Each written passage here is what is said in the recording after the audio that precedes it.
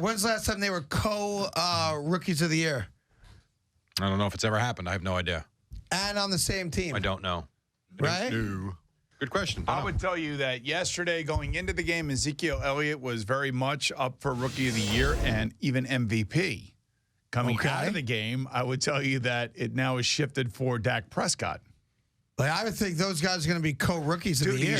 He's got 21 touchdown passes, 2 interceptions. He's completing 68% of his passes. And his yards per attempt is 8.4. All of those numbers are really, and he should really throw good. for 4,000 yards this year. It'll come close. Yes. I would agree. You got 6 games left to 1,300 yards away. Let's just say you played out and it continues the way it's going. If Dak Prescott throws, I'll make this up, 33 touchdowns, 5 interceptions, 4,000 yards. Yeah. And Ezekiel Elliott runs for, what's he on pace for? He's on pace for about 1,850, I think. Runs for 1,800 yards, right? And let's say he has 17 touchdowns.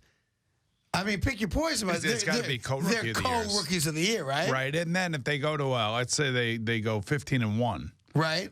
How could they MVPs. not be co-MVPs? Right. They might be co-everything.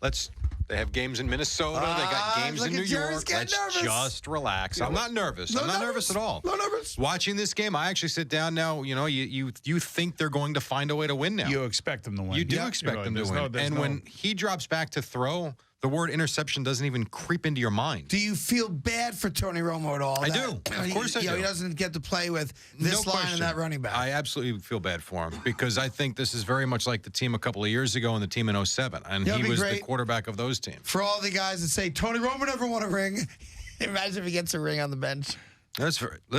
Very possible. That'd be great. Like, it would be so hollow for him. Maybe like Drew Bledsoe may have to come in and win a playoff game. And I was going to say, that's one thing about that. If you remember, we didn't know who was going to start that Super Bowl. There was a lot of questions going into it. They knew. We didn't know. Yeah, no, right. But we didn't know. Against the Rams, right? Yes, because we were there that whole week. I don't know who I was there with, but I was covering that for somebody. All I remember about that Super Bowl was I was listening to it on the radio, and the guy doing the analysis jumped the call.